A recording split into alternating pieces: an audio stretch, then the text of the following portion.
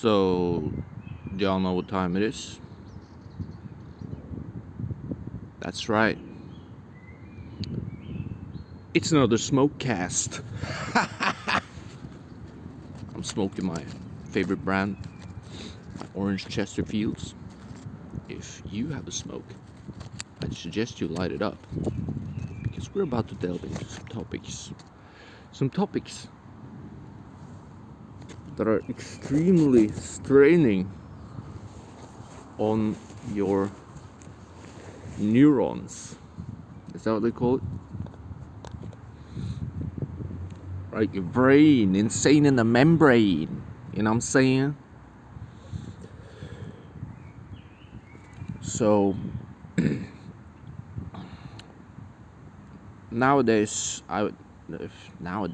today, I want to cover a topic that has been brewing in my mind for quite some time, quite frankly.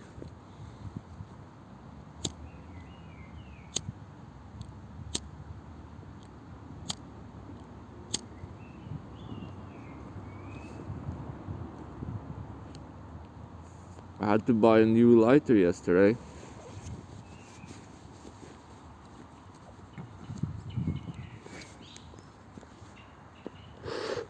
Because I forgot to get my lighter back while I was getting drunk outside of the mall with some freaks.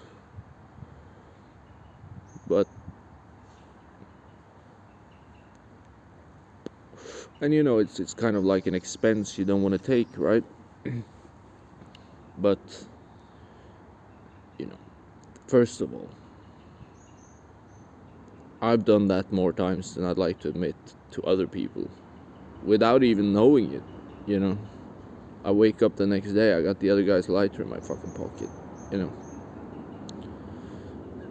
There's something karmic about the lighter economy, if you could call it that. And also, you know,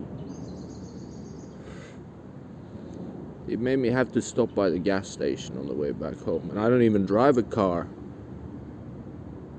You know, they're the only place that's open 24/7 where you can buy smokes. So, I remember a Europe where you could buy beer at the gas station, but I guess that's not a thing anymore.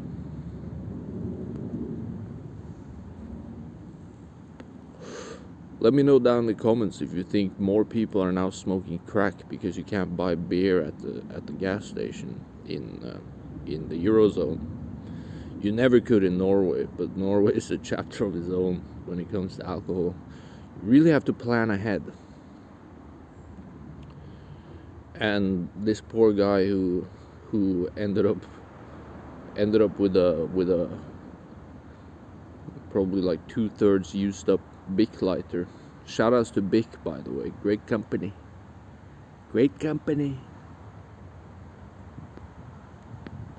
They make pens, they make lighters, quite frankly.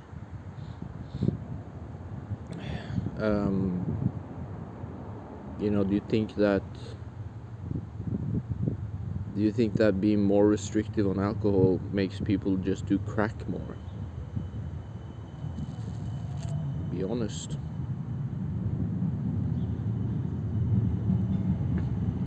But I'm not gonna open up that fucking can of worms, because I know people have a lot of strong feelings about it. Oh, alcohol is just another drug. It's just the same as crack, just a little bit different.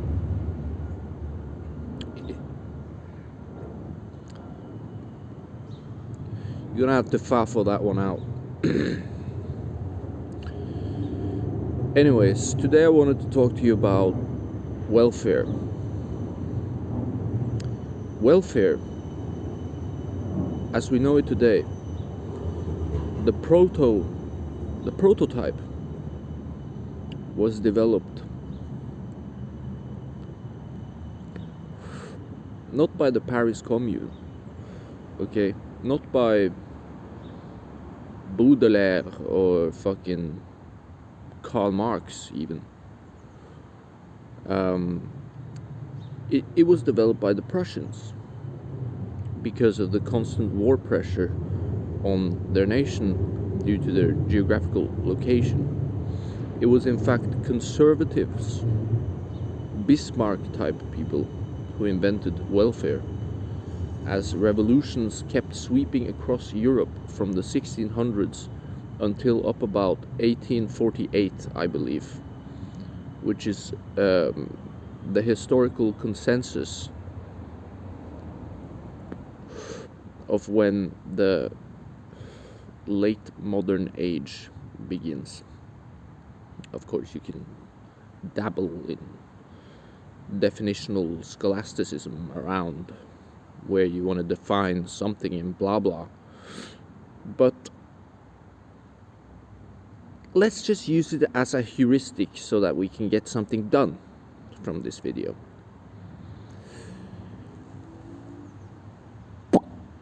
Now, a big problem that has been facing politicians for a long while, especially here in the West. Oh, my smoke went out. Is the fact that the costs of welfare are increasing.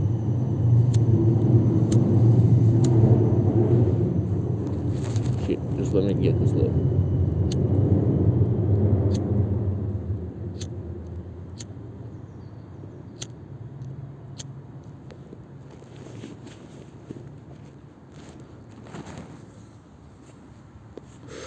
The costs of welfare are increasing, and so are the costs of healthcare, which is kind of intrinsically linked with welfare.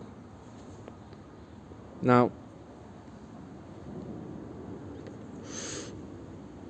a lot of people might think, unfortunately, mistakenly, that people are just getting lazy. You know, they're all going on welfare. But the thing is that the welfare system is an economy of itself. All right, there are people whose whole life, whose whole livelihoods are dependent on the welfare system. The people who provision it, calculate it, and send it out, all the way from the upper echelons of power down to the dreary office you have to go to when you're on your ass and you need a handout. Now, economically, welfare makes sense, right? Economically and politically.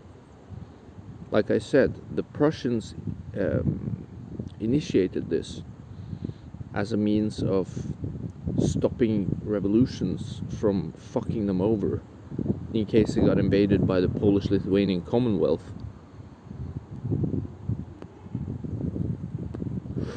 Or the Russians. And also, economically, it allows for people to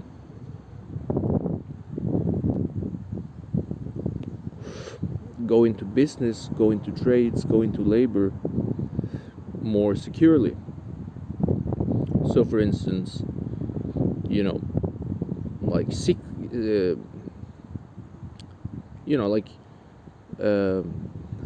was I gonna say? I mean, sick leave isn't technically welfare, but it's still like a worker's right, right? And it means that even if you get sick, you can bounce back, right? And so you get more capital, more labor, more bang for your buck from being a little bit lenient. This is also the logic behind Henry Ford's industrial philosophy.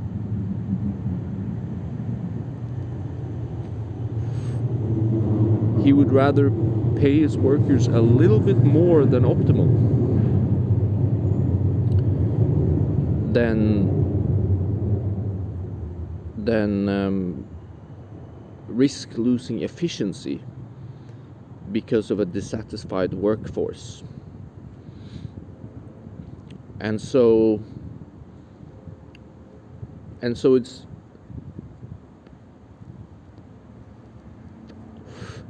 inevitable.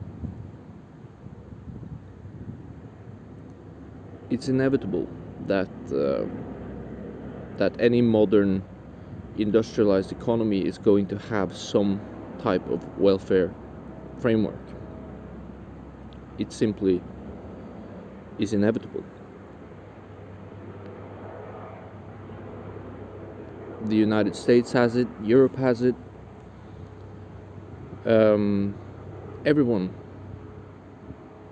has it, unless, you live in some backwards shithole. But then again, anywhere can be a backwards shithole. You just have to walk backwards. I don't know if a lot of my viewers can relate to that, but you don't have to walk many blocks to get to a shithole in any part of the world. I live in a shithole right now. It's just a stone's throw away from a little paradise. But I digress. Anyways, nowadays with the political discourse, this welfare issue has become a right-wing, left-wing conundrum, right? And right-wing and left-wing, when it became a term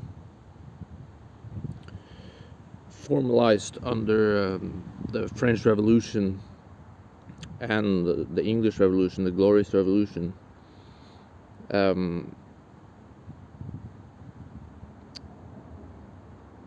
it's it's evolved, because a lot of people would say left wing. All right, so you're a commie, you're a red. But left wing initially meant liberal. It meant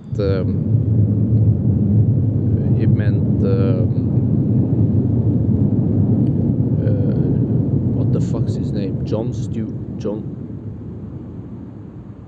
like Mill and fucking David Hume and all these philosophers of individualism. It's paradoxical, really, that conservatism is usually attributed to have started with Edmund Burke and his musings about the revolutions in Europe, and how restraint is integral to preventing chaos. And then the left wing was about radical individualism, the great nature, like Rousseau and Voltaire and stuff like that, who were by no means working class. Now we tend to think of or not really now anymore. I mean, I think most working class people are pretty much defined as right wing by today's Overton window, by today's goalposts. But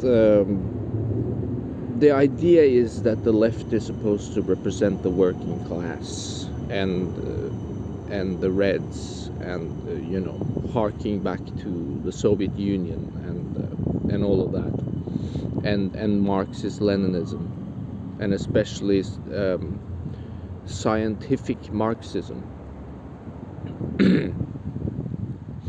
and of course, this has been the project of the sort of axis that the West has been fighting, both domestically and in foreign policy. So, like, there's no sticking under a chair that, for instance, China has been trying to weaponize capitalism against the capitalist world, because they inevitably believe in communist idea of achieving the earthly utopia, in which currency is abandoned altogether, and to each according to his ability and need, and that fucking phrase, real poetic. They all tend to be fucking intellectuals, isn't that weird? They represent the working class. Anyways, I digress. Right now, if it wasn't obvious before, it's getting increasingly obvious with each minute right now that communism is completely unviable. Small tangent on that. I was a university boy, all right, and I hung out with some philosophy kids, some cool, freaky philosophy kids, and we would, I would get invited to these pub sessions where they would discuss the latest and greatest of thought. Now, they weren't all communists, but some of them were, like intellectual Marxists. You try to push them on economic policy, and they'll be like, oh, you wouldn't get it because you haven't read Hegel, or something like that, which is just like deferring to the convergence. And I guess we're all gonna live in Overwatch world, where you can just like download food on your phone from the Star Trek materializer or something, because everyone is so good. I don't know, but that's the thing they told me as well, because I like to ask a little bit more pointed questions. So I was like, well, what's the end state of Marxism? And they were like, we don't know. That's the beauty of it. So, if it was, after a few pints and a few exchanges, I realized I'm sitting there basically talking to Mormons. They're just trying to convert me to something that they don't even know. And it's like, that wasn't frustrating because I was at the pub, I was getting loaded, so that's fine, but like when I meet Mormons, I'm not interested in that. I don't have any fucking weird complexes about why I get boners in class. And so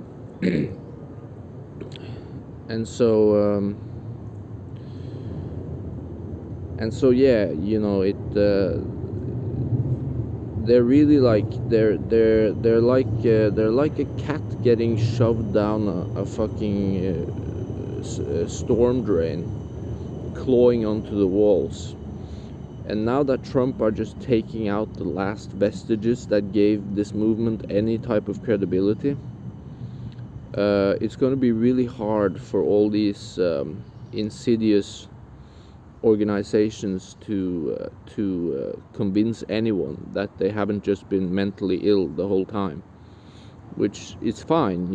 I'm also mentally ill, but actually for real, and take it seriously and recognize it. But and we can do another video on that. I mean, I have that on my other channel, Hobo222.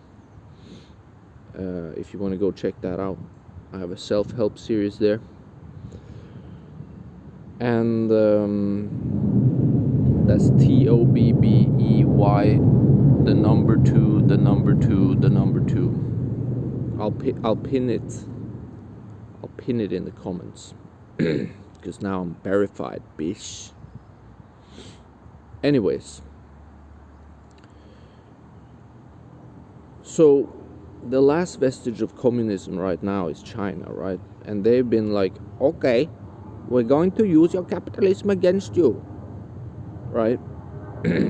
because they're still bitter about the stuff I talked about in the last smokecast with the Bretton Woods and all that. And so they're playing a long game, the long march through the institutions, like the Frankfurt School talked about before. Uncle Mustache sent them all over to the US, which is why there are so many cringe pretend socialists over there who just want to share meth and cigarettes and commit suicide. But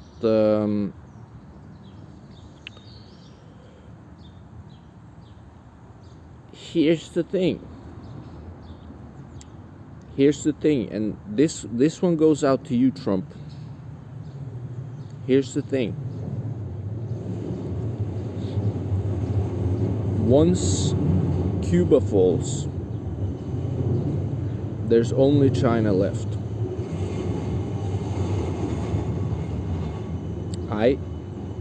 And the infiltrators, if you call them that, in Europe and North America.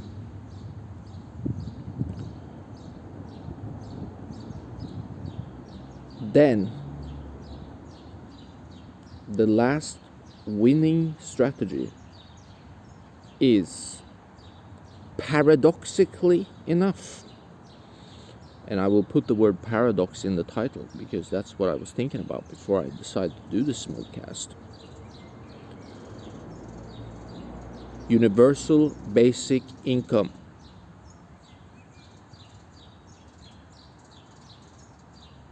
That's right.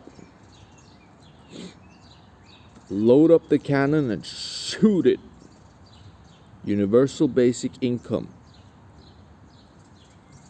You can get Elon Musk and 3 eggheads to set up a system where everyone gets a payout that's, like corrected towards the consumer price index or something like that.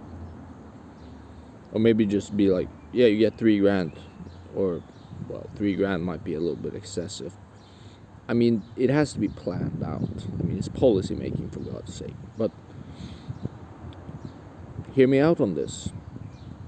We are in an inflation crisis, right?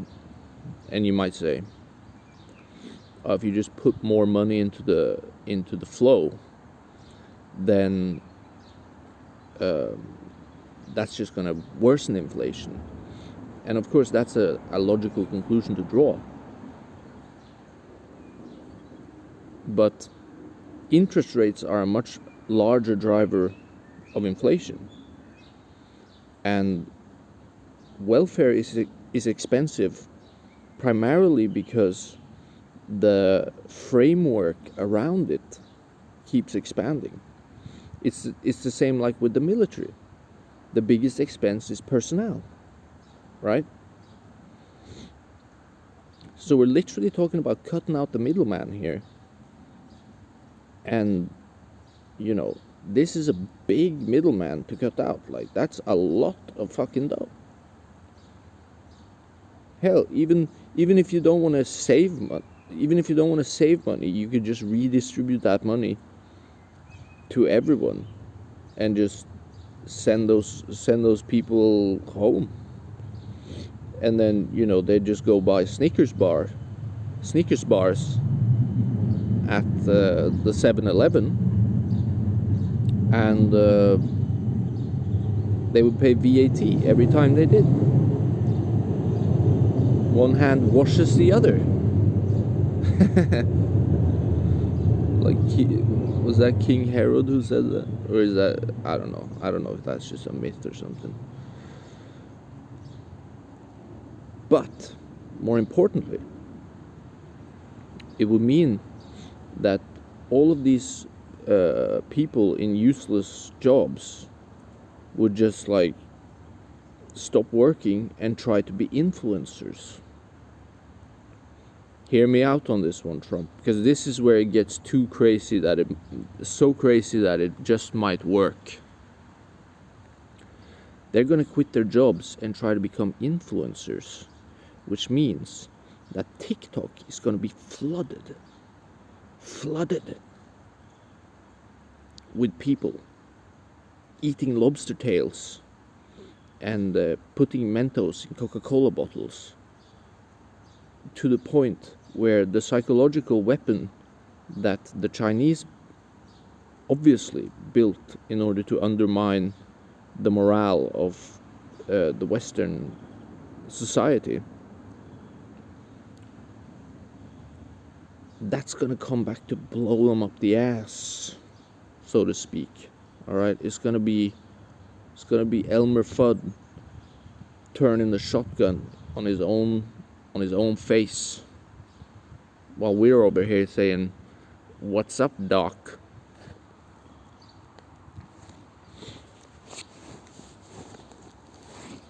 Because, and I don't know if you're aware of this, Trump, but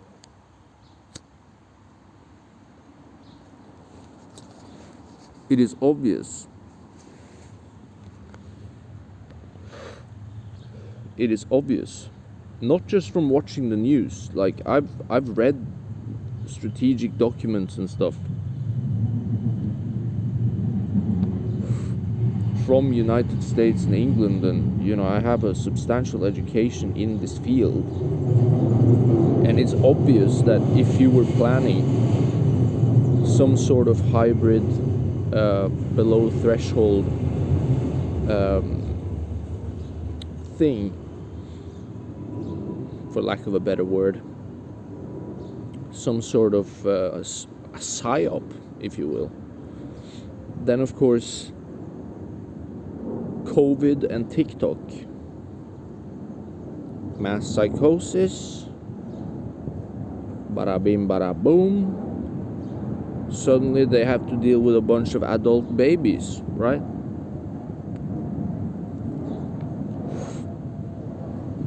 And of course it was intentional, all right? Like, I had that idea when I looked at the which I don't remember the specific names of the documents, but like all these strategic reports and like threat evaluations and stuff. And of course they have access to that. I mean, I had access to it. I'm not even security cleared for shit,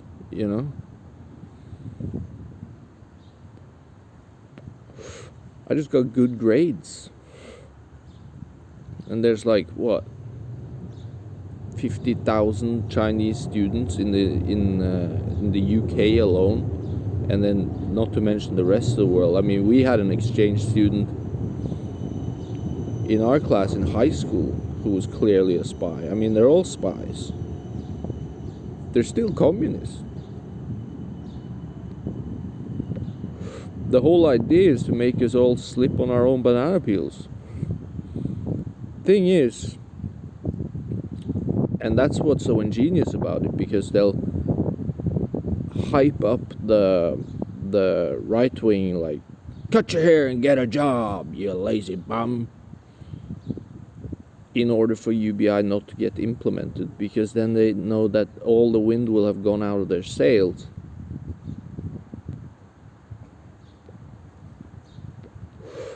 And they're basically left with no vantage point, no lever, no leverage in order to further their ultimately futile long march through the institutions.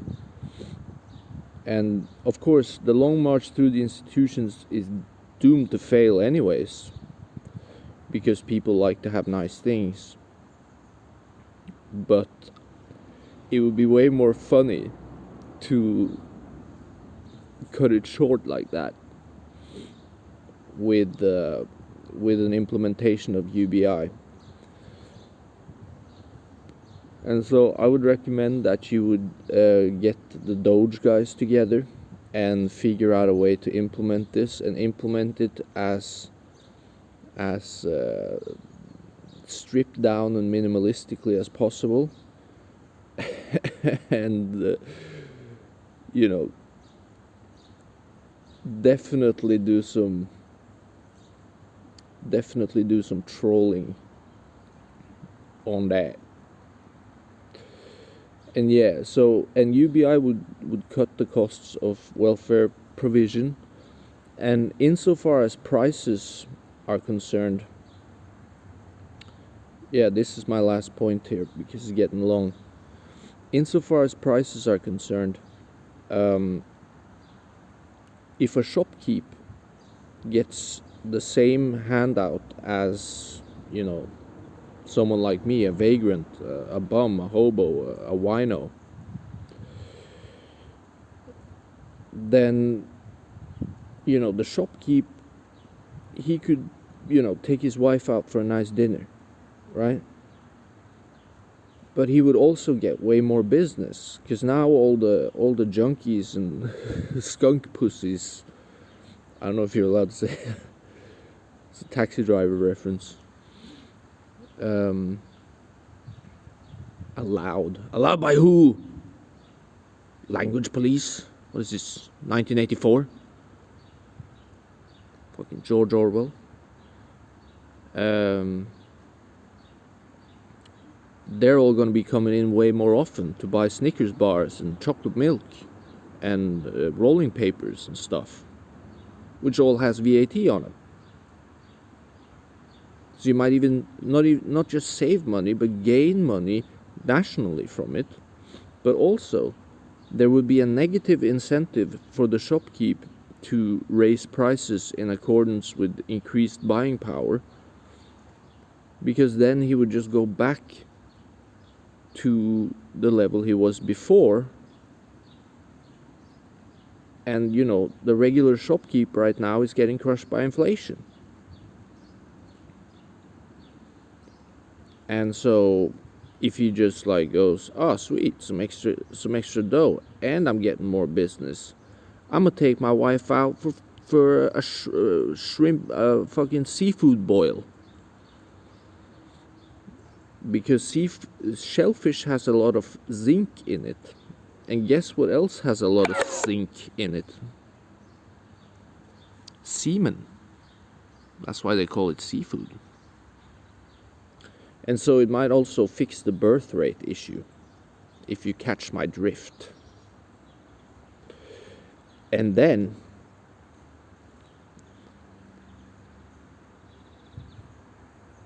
mass immigration would be over and done with, as long as the UBI program requires you to have a social security number. And there would be no viable example of communism ever working, ever, in all of history and the contemporary time. And then we can all go back to watching Doug and Carrie in King of Queens and get a fucking slice. Hey, what's a guy gotta do to get a fucking slice around here? I'm walking here. It would probably also boost productivity, because people who don't want to work shouldn't work, you know. They should just find out that you need a purpose in life. But that's probably for another video. Alright, that's about the length. I still have a little bit left on my smoke, but I'm gonna do that off camera while I upload this. Like, comment, subscribe, and I'll be uploading some more fart reviews shortly. Yeah, baby. Hobo out.